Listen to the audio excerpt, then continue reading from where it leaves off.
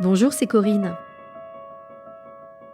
Vous écoutez un épisode hors série de Remarquable, l'histoire et l'art en balade, réalisé pour le Podcaston 2024. Bonne écoute. C'est au tour de Juliette de nous parler de son travail au sein d'AVL 45 et de Souki, chienne d'assistance judiciaire. Souki accompagne les victimes lors des différents stades de la procédure pour les aider, les soutenir, les apaiser et leur permettre de se sentir en sécurité. Avant d'écouter l'épisode, je veux vous parler du podcast Futur Chien Guide. Estelle est passionnée depuis son enfance par ses chiens guides d'aveugles. Aujourd'hui, elle est bénévole et dans son podcast, Estelle donne la parole aux acteurs du secteur et aux bénéficiaires. Que l'on soit concerné ou simplement amoureux des chiens, je vous recommande vivement l'écoute de Futur Chien Guide qui décrypte cet univers méconnu et passionnant.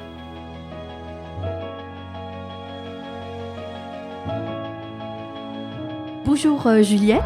Bonjour. Donc toi tu travailles avec Souki, Oui. Une chienne d'assistance judiciaire. Tout à fait. Alors déjà peux-tu commencer par te présenter ?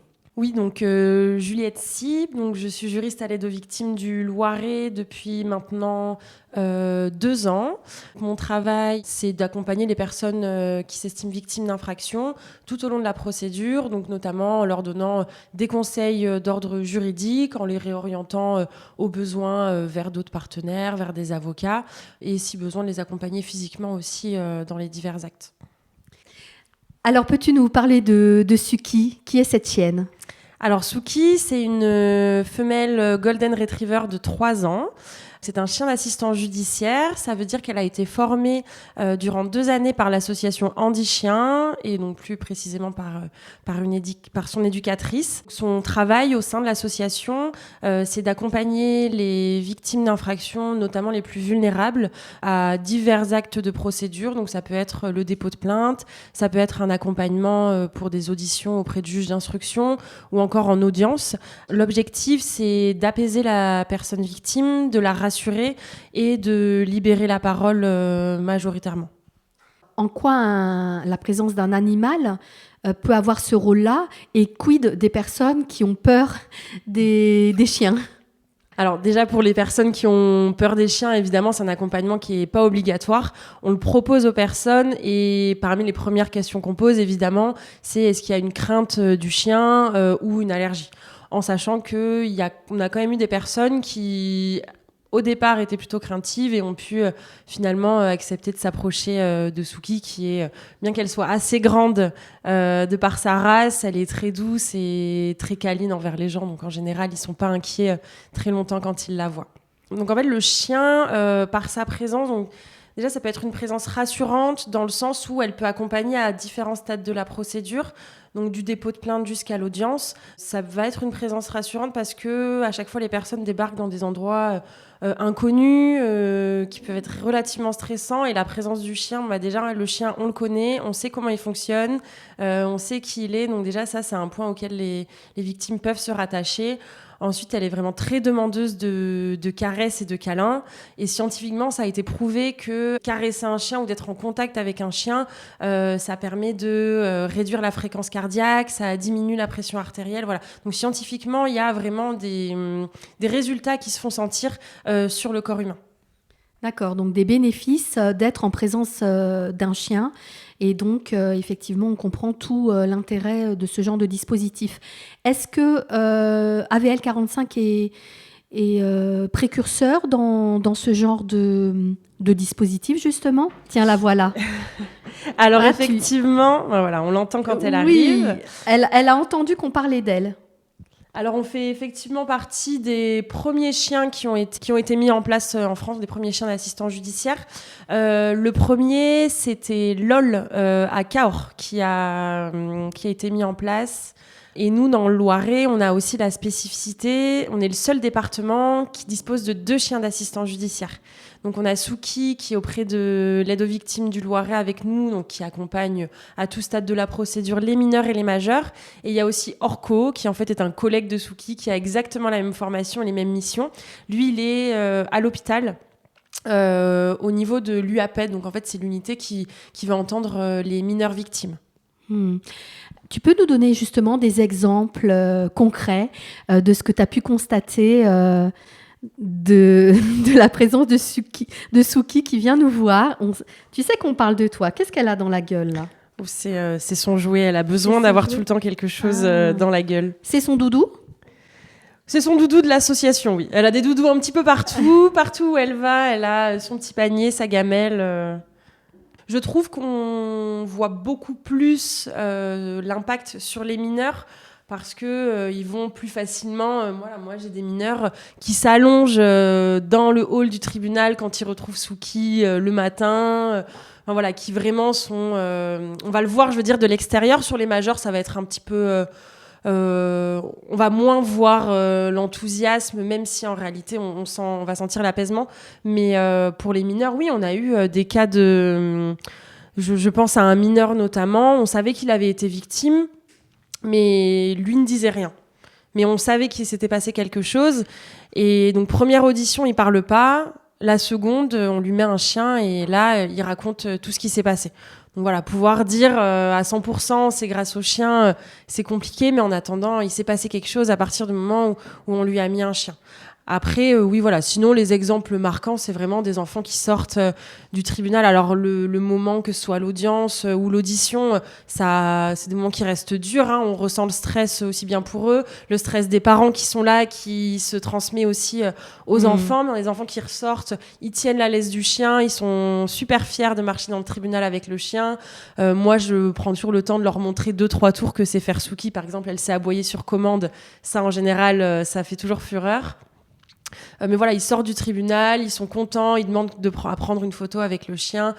Enfin, voilà, pour nous, ça montre que quand même, il y a un bénéfice vraiment important. Voilà. Donc ça veut dire que Suki va dans l'enceinte du tribunal et elle est à côté de la personne victime. Tout à fait, oui. On a nos accès au tribunal, donc elle peut aller absolument partout. Donc on est intervenu aussi bien en cour d'assises qu'en audience correctionnelle pour l'instant. Elle est au tribunal au moins une fois par semaine.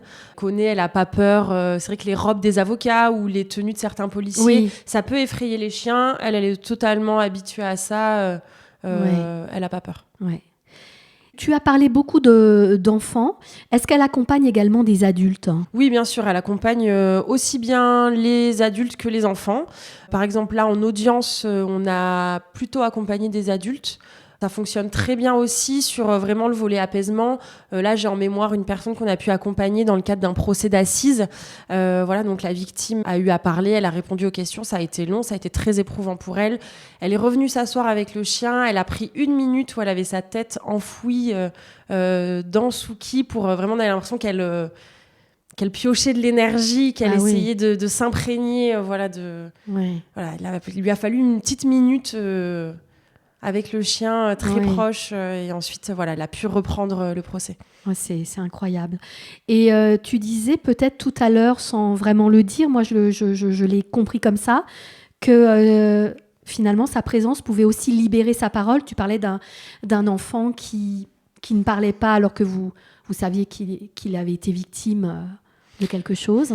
Oui, tout à fait, ça libère la parole et déjà je pense que la présence d'un chien, ça remet tout le monde au même niveau parce qu'en fin de compte, elle se comporte pareil qu'on soit victime, auteur ou juge d'instruction dans un premier temps.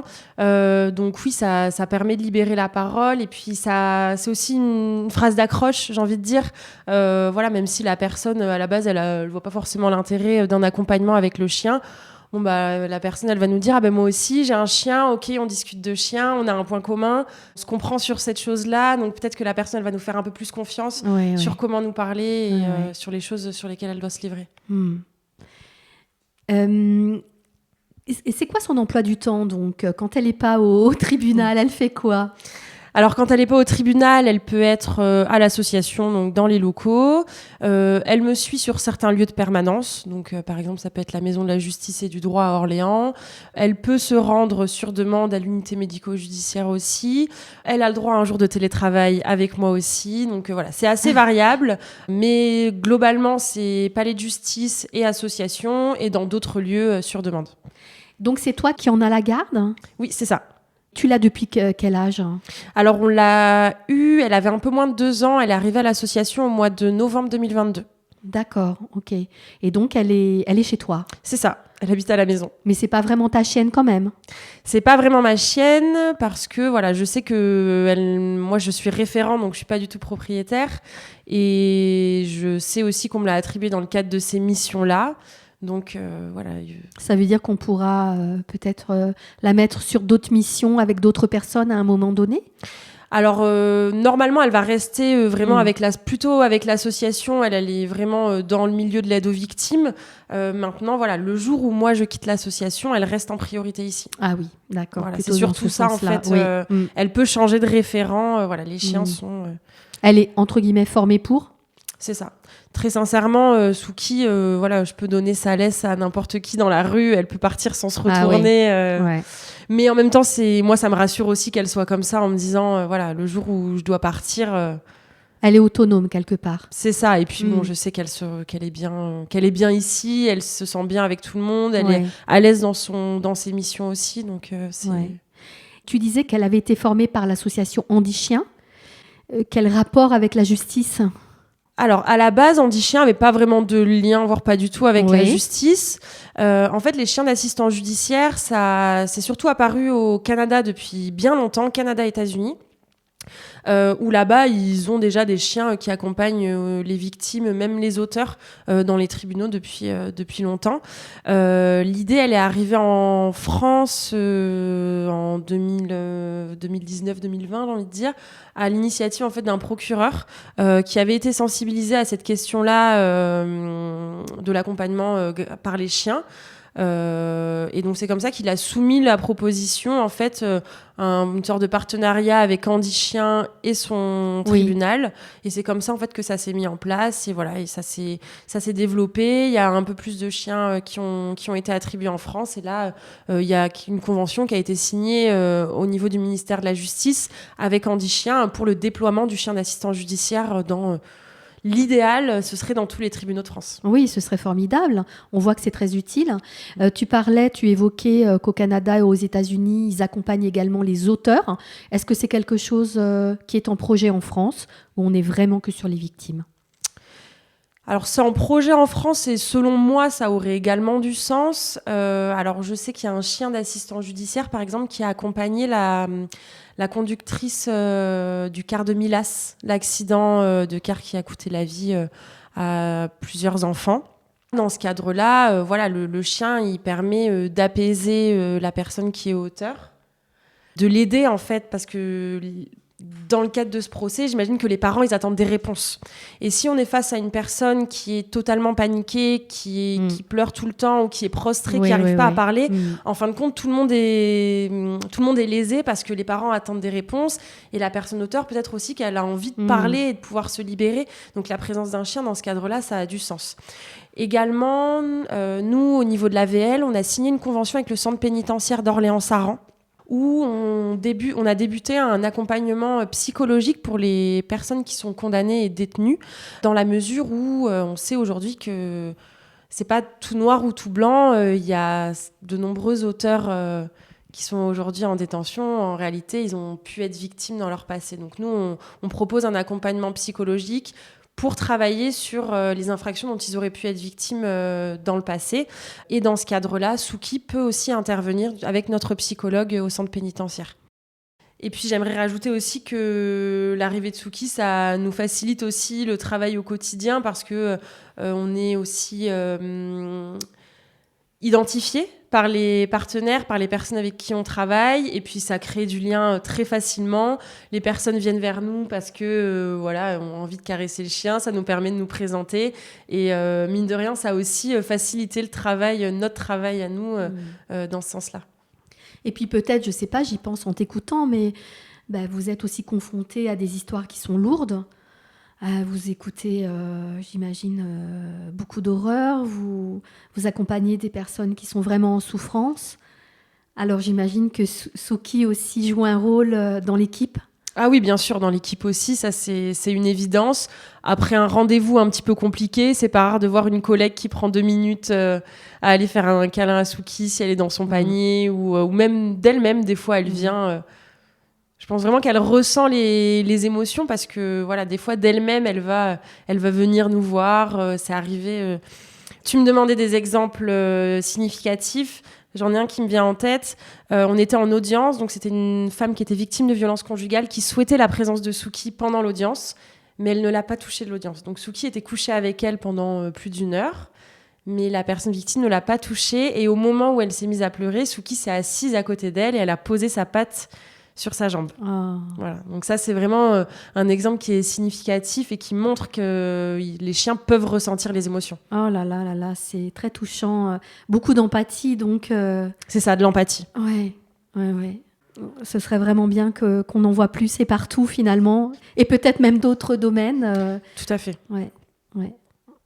Ben, merci beaucoup, Juliette, pour ce témoignage, ce retour d'expérience, et bravo pour tout le travail fait avec Suki. Alors, je ne sais pas, est-ce que tu peux lui demander d'aboyer sur commande? Là, oui. Tu nous disais ça tout à l'heure. Suki, assis. Ok. Aboie. Voilà. Oui, c'est bien. Oui, en plus, elle aime bien quand on lui demande de faire des commandes. Pour elle, c'est un jeu. Et puis, on ne l'a pas dit parce qu'on est dans un podcast, mais pendant l'interview, elle est venue te voir, elle a mis sa tête sur ta cuisse. C'était vraiment joli. Ça, c'est une des commandes qu'on leur apprend, notamment à Andy Chien, à poser la tête sur la cuisse pour créer ce lien. Et c'est vrai que Suki, elle est quand même particulièrement proactive dans la recherche du contact. Elle va vers les gens, donc pour nous, ça nous facilite le travail énormément. Elle va vers tout le monde, en fait. Ouais. Donc même si on a des personnes qui sont un peu hésitantes, elle arrive, elle pose sa tête sur la cuisse et en général, les gens sont conquis. Bah oui, je comprends, ouais. Ah bah tiens, elle met sa tête sur ma cuisse, du coup. Et tu sais que tu vas passer dans un podcast? Ouais. T'es heureuse? T'as quelque chose à nous dire? Ah non. Elle veut mordre le micro. Ah oui, c'est quoi cette grosse balle? Ah oui, on dirait une balle, effectivement. Ah non, c'est pas une balle. Merci, Suki. Oui. Ce n'est pas une balle. Ah oui. Qu'est-ce que tu veux alors? Tu veux une caresse? Une caresse et la balle. Oh là là, mais alors, et là, ça veut dire quoi alors? Oh là là là là, quel câlin! Ce n'est pas une balle, c'est bleu, c'est rond, mais c'est un micro. On a été trop marrant, toi. Bah, merci beaucoup, Juliette, et merci, Suki. Merci à toi. En écoutant Juliette, on comprend tous les bénéfices de cette pratique innovante et à quel point il serait opportun de déployer les chiens d'assistance judiciaire dans tous les tribunaux. Je suis sûre que, comme moi, vous avez été totalement sous le charme de Suki. Sachez que Mademoiselle Suki a son propre compte Instagram. N'hésitez pas à vous abonner, le lien est disponible dans les notes de cet épisode. Demain, on retrouve Aurore Dumain pour parler de son parcours de criminologue à victimologue. À demain!